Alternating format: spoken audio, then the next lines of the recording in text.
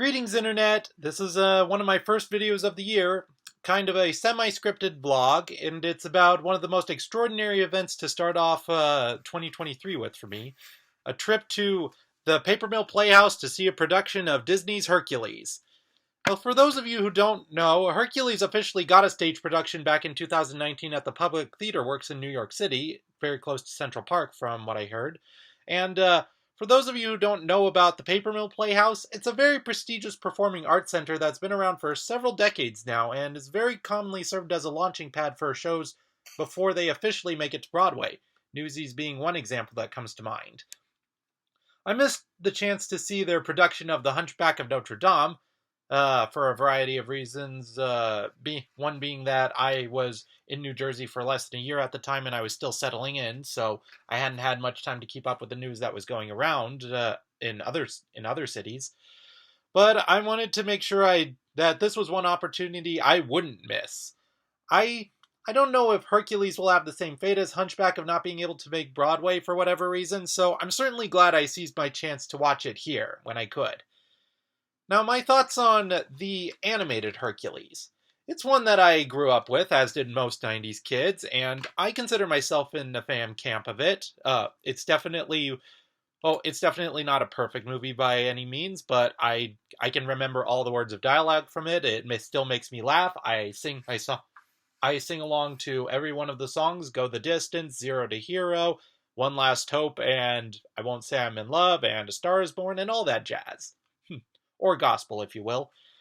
And the musical version definitely feels familiar to the movie, with just enough of its own additions to give it its own identity. One of the most unique things about this, I'd say, or maybe one of the more unique things, is that this version has a mostly black cast, which really allows them to take advantage of the gospel score. The star Hercules himself is played by Bradley Gibson, who is known to have played Simba from The Lion King on Broadway. And in fact, other cast members in the show have actually also have some Disney repertoire behind them too, like James Monroe Iglehart as Philatides, who also played the genie on Broadway. And for the record, Phil in this version isn't a satyr like he is in the movie. Yeah. But we'll get more into comparisons between this version and the movie when that comes. This version isn't more accurate to the original mythology of Hercules, or Heracles, rather. Although there are a few lines of dialogue, like one with Hercules' birth at the beginning, where it's alluded to that Zeus is not a faithful husband, shall we say. And one extraordinary thing about this show is that the cast and crew have gotten visits backstage from original voice actors behind the movie, including one of the muses and the voice of Megara, Susan Egan herself, who, fun bit of trivia, also played Belle in Beauty and the Beast on Broadway, which is one of many reasons why Meg should be in the Disney Princess lineup. So, what were some of the standouts of the show? Well, the first one I would say is Hades. He was the highlight of the movie, and in this show where he's played by Shuler Hensley, he's the highlight of that. He's less of the James Woods business tycoon style, and he's more like Scar, especially with his whole "you banished me to the underworld, brother," with a few genie-like references here and there. The puppetry of the Hydra, the Titans, and Nessus, who in this version is a Cyclops who tries to get it on with Meg instead of the Centaur, and the staging and effects were definitely some major highlights of this, just enough to make it feel like the right amount of it is being set on a stage instead of just trying to make it as realistic as possible. Hades being followed with fog effects wherever he goes, that's something I liked. The whole show was laugh out loud funny during the whole duration, and the musical numbers were thoroughly energizing. I was hoping for an audience clap along sometime during the show, and towards the end, during A Star is Born, we got it. I think if we wanted to compare the show to any others that Disney has done on Broadway, it would probably be Aladdin, which kind of makes sense considering that the movie is trying to emulate a lot of Aladdin's success with kind of a contemporary Vegas-style version of Greece, and, well, following the footsteps of creating a characters revolving around a celebrity. And this play actually takes a good approach to that is similar to what Aladdin did, which is that it keeps the characters and their roles, but doesn't deride them entirely off of the voice actors' mannerisms and personas, like the movie does. Like, uh, like the actors aren't trying to imitate Danny DeVito or James Woods. They're basically doing their own thing, bringing their own mannerisms and identity to it, which is something that I like and respect about it. Comparisons to the movie is that it has a similar opening. It has Hercules' birth, Hades not being happy about it, the Fates having their predictions with the planets aligning and the time for the Titans to arise. Uh, it has the it also has the bumbling henchman duo Pain and Panic, although their roles are kind of reversed in this version, with Panic being more the brains of the outfit and Pain being the more neurotic, jittery one. And, well, the first difference from that this show derides from the movie is that Hercules is taken in by Despina, a caretaker, rather than adoptive parents. Although she does have a motherly bond with him in this version, but she also has an assistant caretaker who is also a woman, and they could likely be a gay couple. I wouldn't put it past them. And another difference is that when Hercules officially goes to speak to both his parents, he goes to speak to both his parents in the Parthenon, not just Zeus. And their characterizations, well, Hera is more or less on par with her personality in the film, i.e., nothing like her mythological portrayals. But Zeus is definitely more formal and regal, and not as warm and fatherly as the Rip Torn version of him. In fact, after the Zero to Hero montage, he doesn't say, "You're doing well, son," but he's flat out brutal with his delivery, saying that Hercules doesn't make Olympus, and that he blew his chance to make it.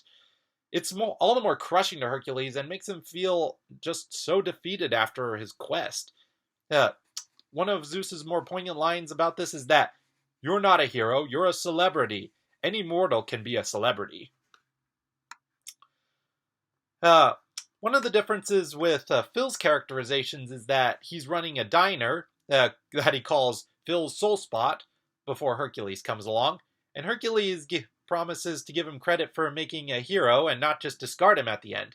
This makes their bonding over the show even more heartfelt, especially with him picking Hercules back up and lifting his spirits from his rejection of being accepted as a god. Oh, and one more thing, speaking of Phil running a diner that I should mention, is that this musical it's definitely not something like, let's see, A Funny Thing Happened on the Way to the Forum, where the costumes are supposed to be our interpretation of authentic to ancient Greece. It's definitely got a mix of pop culture and anachronistic in there, like how Hercules is wearing a toga, but also wearing basketball shoes on his feet. That's just one of many examples. This show makes no attempt to hide it, or makes no attempt to feel anything grounded in real ancient Greece. So, continuing on, the next Megara in this version isn't snarky like her animated version. I mean, she is, but she's a lot more cynical and even downright savage at points. She's introduced flat out telling Hercules off from his business with her business from Nessus. She's not even being the least bit tongue-in-cheek about it. She straight up volunteers to get rid of Hercules for Hades in exchange for her freedom, and she doesn't even put on a front to hide her cynical worldview brought on by her years of being hurt. But one thing that I do like at the end is that she outright confesses to Hercules herself, instead of Hades spilling it for her, and her redemption is probably the biggest highlight for the climax, which is when she leaves Hercules after he's had his strength taken away, and he feels like he's betrayed by it, though he's not just walking in powerless into a suicide mission like he did in the movie. Meg comes back, having recruited the crowd whom Hercules has won over, which I really liked. It reminded me a lot of first two Sam Raimi Spider-Man movies, like where Spider-Man is being cheered on by the wrestling crowd who is throwing food and junk at the Green Goblin, or after he saved the runaway train and the passengers stand up, put themselves between him and Doc Ock. Oh, Hercule. Another thing that I really like is that Hercules has a song at the end called "To Be Human," where he contemplates if it's even worth it to be a god and to be invincible. Or is it better to accept all the hardships that come with being human, not just to be with Meg, but with everyone he loves on Earth? From Phil to Despina to all the mortals he's bonded with over the years, including the ones who supported him when he was powerless. So that's my thoughts on the show overall. I don't know what the future for it holds. I don't know if it'll take off on Broadway or internationally. I'm sure a bunch of people would flock to see it on Broadway, at least for some time, considering that for me to book my tickets to see it, it was a very close call. I'm not sure if some of the higher-ups would have other reasons for deciding against taking it to Broadway. In Hunchback's case, it reportedly wasn't just for being darker than the usual Disney brand, but also because the choir was too expensive to meet union standards.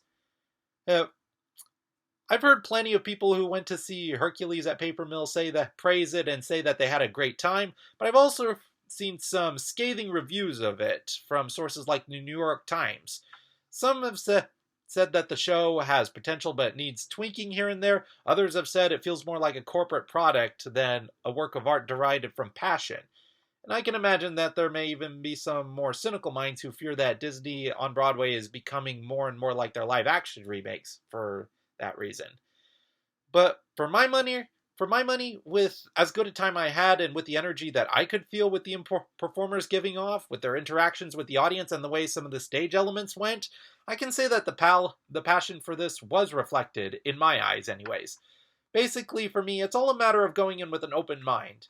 I came in hoping for at least to have a good time, even accepting the possibility that I might feel underwhelmed at points, but I would still make the best of what was there, and in the end, I had a phenomenal time. It was something that I just went to sleep just with a smile on my face with. And this show could have been 10 times worse and I would have still gotten enjoyment out of it.